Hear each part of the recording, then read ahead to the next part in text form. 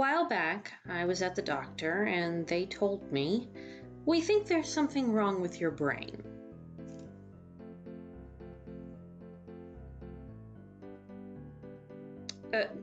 No, I mean something in your brain isn't functioning properly.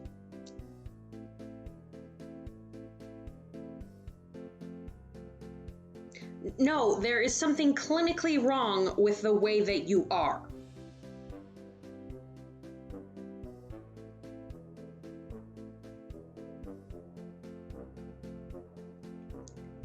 They sent me off to get a sleep study. It's where they pay someone to cover you in electronics and watch you sleep. For science.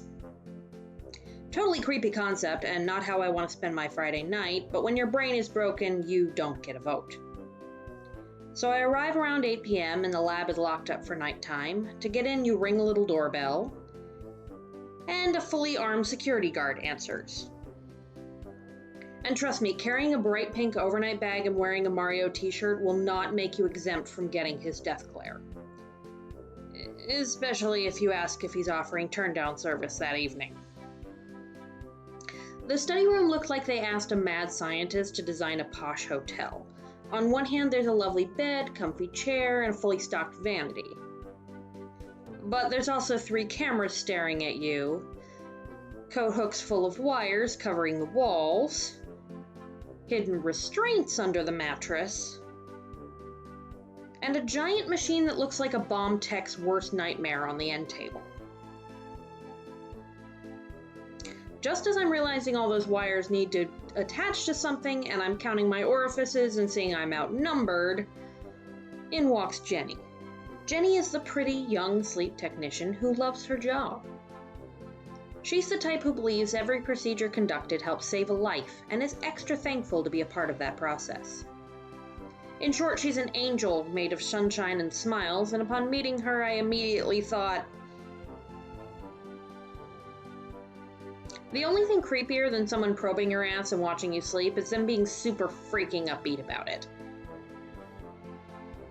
So Jenny sits me down in front of the mirror so I can watch as she nonchalantly jabs electrodes into my skull, and we get to talking.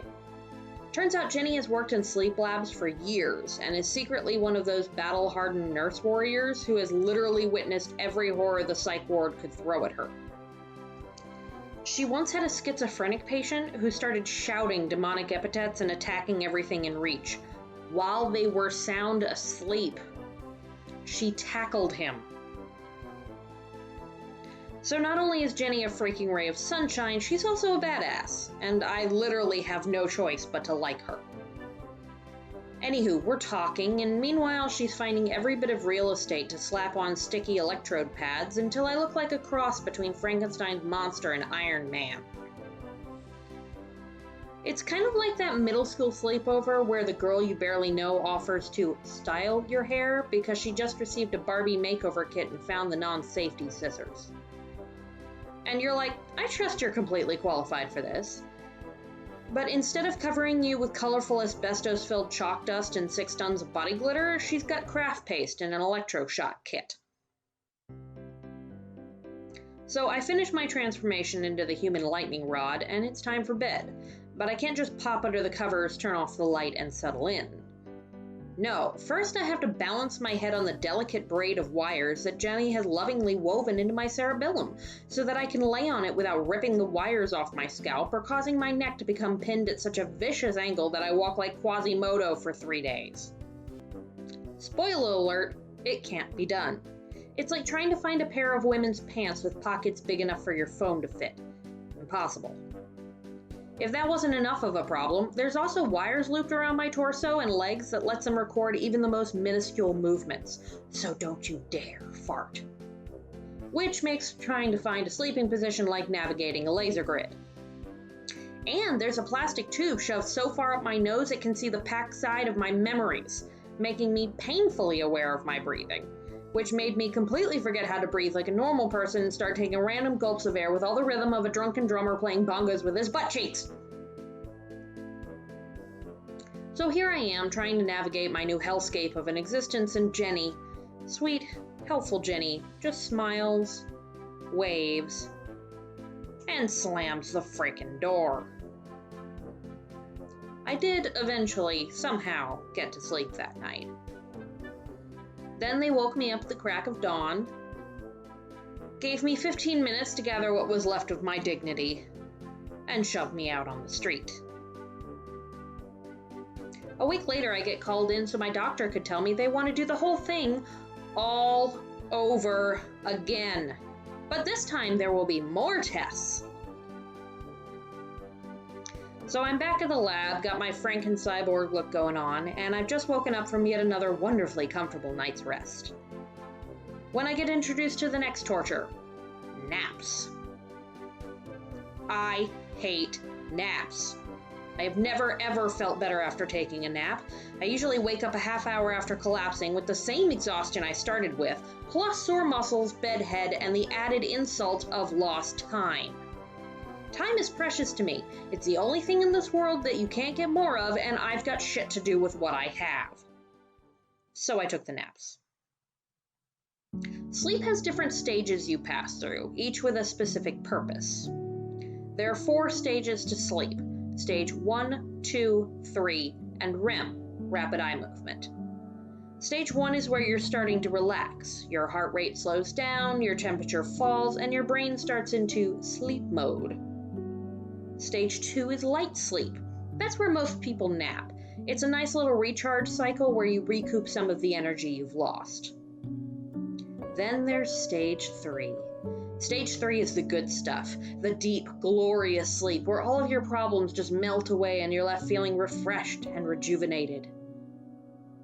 That's what makes annoying people able to jump out of bed in the morning and be way too overconfident about jogging.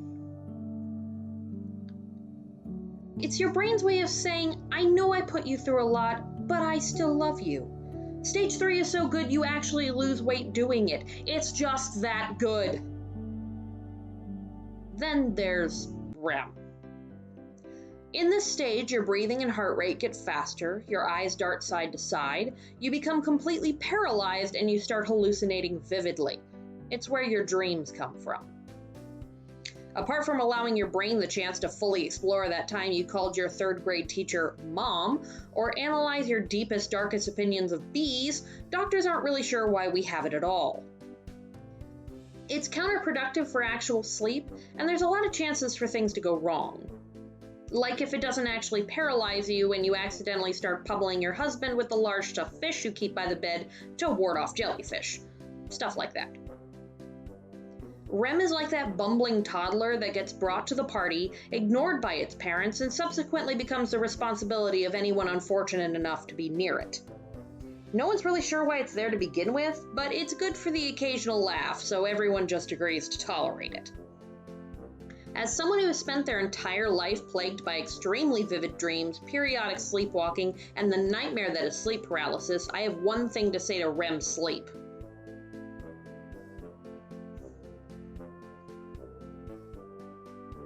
You were fun at first, back when it was just flying over the ocean and pretending to be a space explorer. But now you keep sending me these complicated movie scripts with frankly impossible effects budgets and way too much emphasis on obsessive chocolate hoarding. And then don't get me started on that time I woke up crying at the foot of the bed while holding the bathroom scale. That was just uncalled for. So I spend the day taking the damn naps, and by the time I get released, I'm exhausted. A week later, I get the call that my results are in. You need to make an appointment. There's going to be 2 doctors there. It's going to be a longer appointment than usual. Oh, and even though we're in the middle of a pandemic and most doctors are doing phone visits now, you need to physically come to the office to receive this news. Oh, and there's a chance you could get coronavirus here. We take no responsibility. Wear a mask.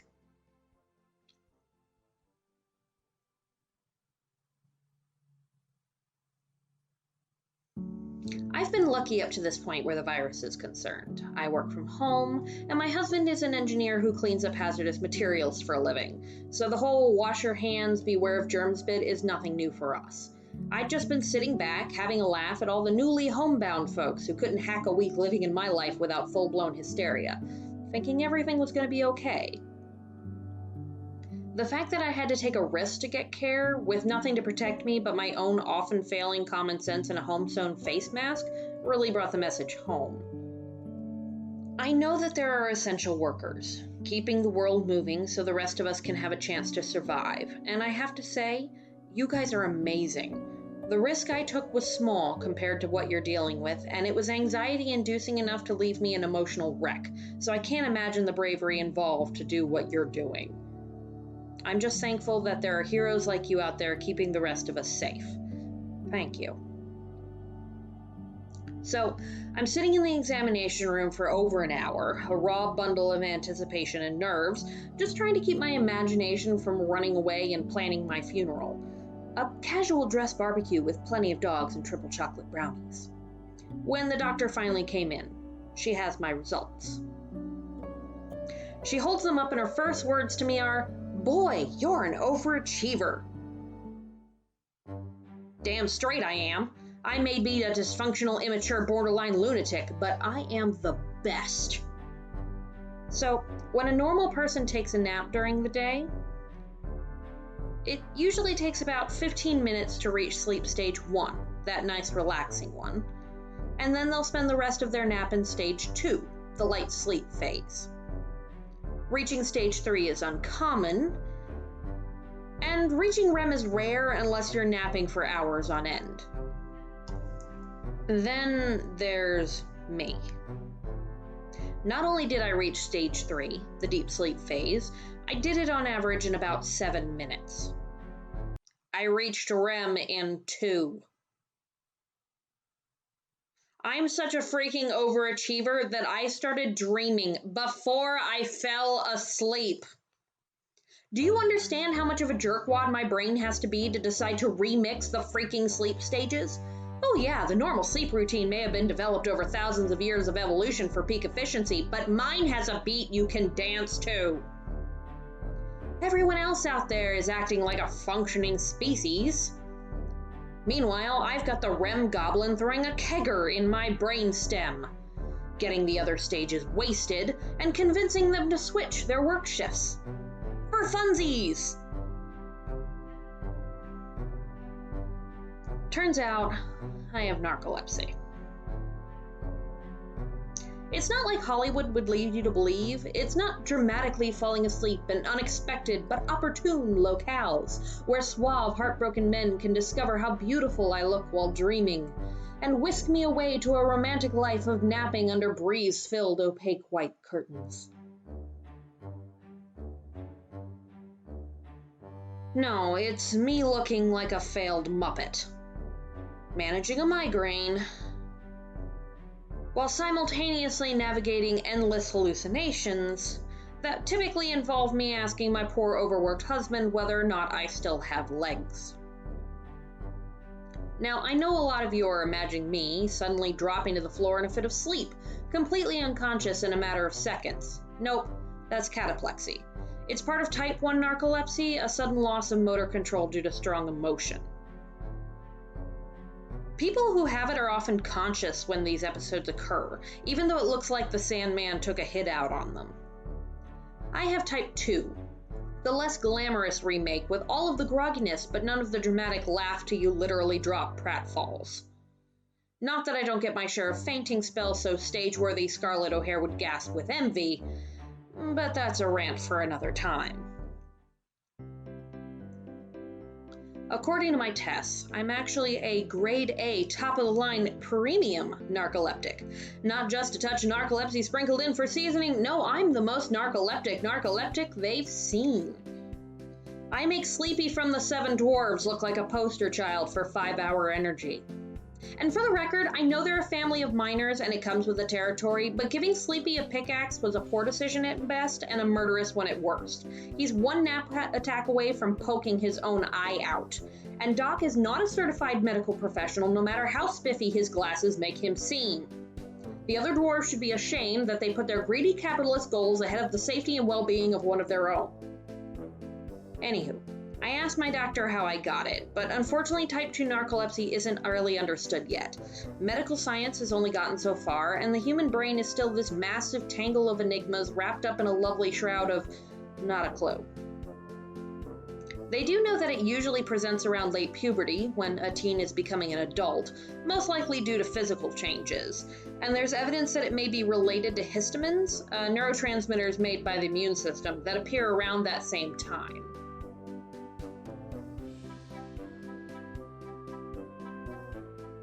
Well, yeah.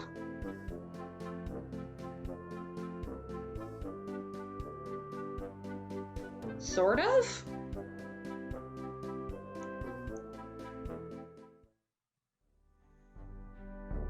So I'm getting treated, and we'll see how things go.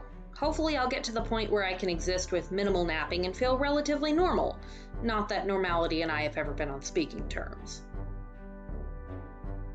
In the meantime, I've decided to deal with my condition by utilizing loud complaints, abject stubbornness, and self-deprecating humor. You know, self-care. There's no cure, but I know if I work hard, act tough, and dominate my frequent naps, I can be the best damn narcoleptic there ever was. But you know me. I'm an overachiever.